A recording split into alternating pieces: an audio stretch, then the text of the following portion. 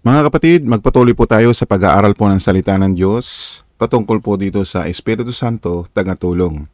Alam po natin na ang tungkulin ng Banal na Espiritu ay yan po, tagatulong o helper. Pag sinabing helper, so gumagabay, nagtuturo ng katotohanan, kung ano yung itinuro ng ating Panginoon Jesucristo, yun din ang kanyang sinasabi sa kanyang mga alagad.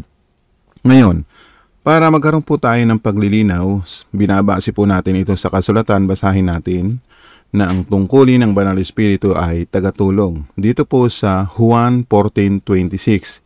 Ito po ang nagpaliwanag dito ay ang ating Panginoong Jesucristo para sa kanyang mga alagad. Basahin natin.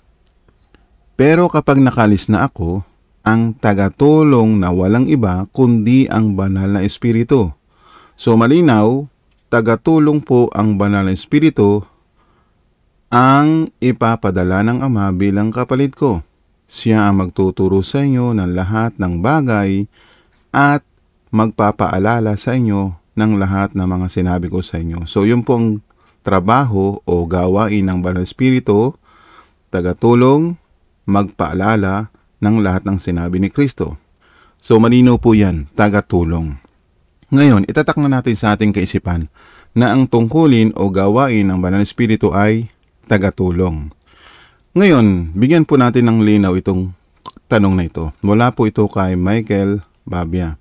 Sinasabi niya sa kanyang mga tinatanong dito po sa ating YouTube channel para mabigyan po natin ng paglilinaw. Basahin natin. Ito ang punto ko. Ayon sa Biblia, kung mananalangin tayo sa Ama at sa Anak, dapat bang manalangin din sa Espiritu Santo ba ito? Ito pang sinasabi po ninyo. So, babasahin natin ang Jude 1:20. Ngayon, para maintindihan natin, ibibigay ko muna yung talata. Ano ba ang pagkaintindi mo dyan sa talatang yan? So, basahin natin kung ano ang pagkaintindi mo sa mga talata na ibinibigay mo at ating basahin, mga kapatid. Sabi po dito sa Judas 1:20, ngunit kayo, mga minamahal, papagtibayin ninyo ang inyong sarili sa inyong lubhang banal na pananampalataya na manalangin sa Espiritu Santo. Ngayon, bakit tayo mananalangin sa Espiritu Santo kung ang tinutukoy at trabaho ng Banal na Espiritu ay tagatulong? Yan po, ang Espiritu Santo, tagatulong. Binasi po natin ito dito sa Juan 14:26. Yan po, nakalagay po diyan, ang tagatulong na walang iba kundi ang Banal na Espiritu. So ngayon, kung tagatulong po yan, ito po ang tanong ninyo.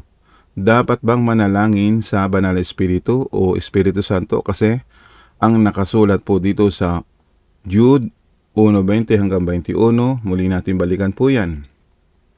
Sinasabi po dito ay, ngunit kayo mga minamahal. Meaning, yan ay sa panahon ng mga apostol. Panahon yan nung una na kung saan ay sinasamahan sila ng Banal na Espiritu.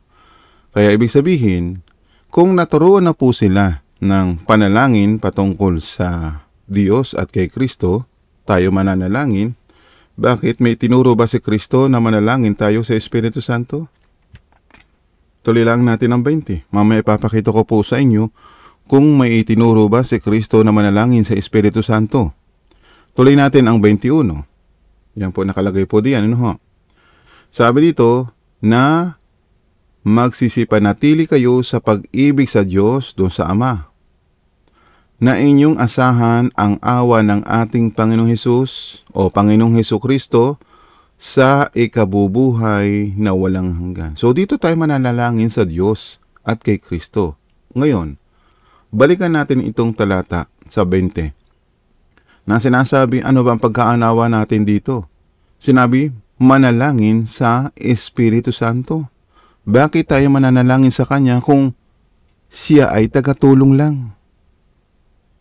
Tama po ba? Palit tayo ng ibang salin para maintindihan natin na tagatulong po yan. Kasi may mga lumalabas na version na kung saan hindi ito napapag-analyze na mga nauna, pero habang tayo nagkakaroon ng ganitong pag-aaral, kasi nga nakikita natin na tagatulong po talaga ang Espiritu Santo. Basahin natin sa isang salin.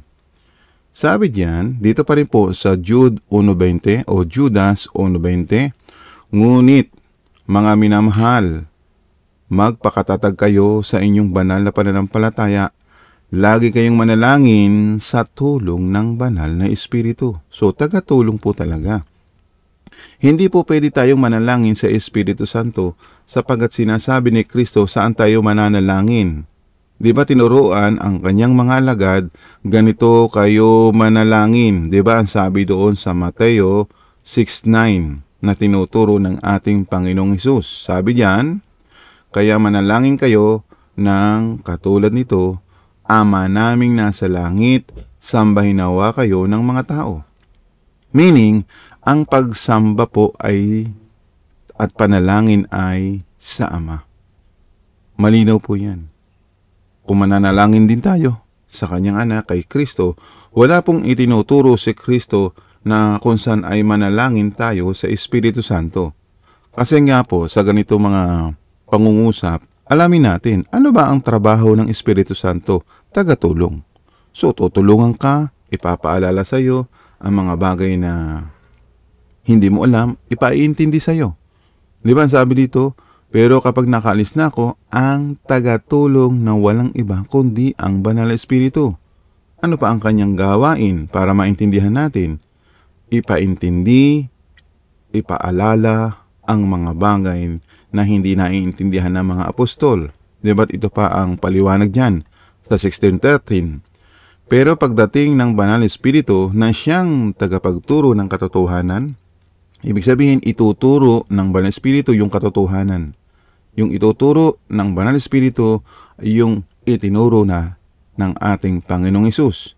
So ang trabaho pa ng Banal na Espiritu, tutulungan niya kayo para maintindihan niyo ang lahat ng mga katotohanan. Ano yung mga katotohanan na yon? Sa mga apostol po yan. Ang Banal na Espiritu ay kumikilos sa panahon ng mga apostol para maintindihan nila ang lahat ng katotohanan. Sabi pa dito, ang ituturo niya ay hindi galing sa kanya. So, hindi manggagaling ang katuruan sa Banal na Espiritu. Ang ituturo niya ay hindi galing sa kanya. Sasabihin niya kung ano lang ang narinig niya at ipapahayag din niya sa inyo ang tungkol sa mga bagay na darating. Di ba't ang ituturo ng Banal na Espiritu kung itutuloy mo lang sa 14, yan, para rangalan niya ako dahil sa akin manggagaling ang lahat ng ipapahayag niya sa inyo. Ang lahat ng nasa Ama ay nasa akin. Kaya sinasabi kong sa akin manggagaling ang lahat ng ipapahayag niya sa inyo. So meaning, ang trabaho ng Banal na Espiritu ay tagatulong.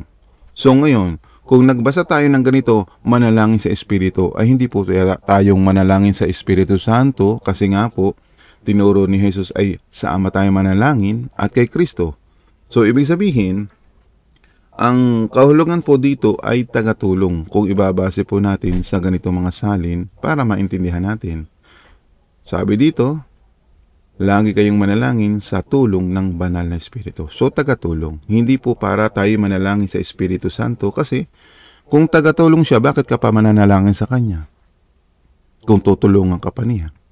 So, kung tagatulong, ina-assist ka kung paano manalangin. Pero iyan ay sa panahon ng mga alagad ng panahon na yan. Kaya sinasabi ni Judas 1:20, ngunit mga minamahal, sulat ito doon sa mga naunang iglesia sa panahon po ng Pentecostes na sumasama sa kanila ang Banal na Espiritu para gabayan sila. Pero sa panahon natin ngayon, dahil nasulat na, sabi ni Pablo, ay malinaw po na kung saan ay kilalanin natin ang mga bagay na nakasulat na sinasabi ng Panginoon. Basahin natin. Sabi po dito sa unang Korinto 14:37, kung mayroon sa inyong nag-aakala na may kakayahan siyang magpahayag ng mensahe ng Diyos o sumasa kanya ang Banal na Espiritu, dapat din niyang kilalanin na ang mga sinusulat ko sa inyo, utos mismo ng Panginoon. So, di ba? Kahit pa yan ikaw ay sinasamahan ng Espiritu Santo, mas maganda pong alamin natin yung mga nakasulat na ipinasulat ng Panginoon. Sana, kapatid na Michael, naunawaan mo. Kung mananalangin tayo sa Espiritu Santo, hindi po itinuro yan ni Kristo, kundi manalangin tayo sa Ama at kay Kristo. At kung mananalangin po yung mga alagad ng panahon na yon, tinutulungan sila ng banal na Espiritu. Salamat pong muli. Sana mapagpala ka ng aral at turo ng ating Panginoong Hesus. Magandang araw sa iyo, pagpalain po maging yung mga nakinig sa araw na ito. Amen.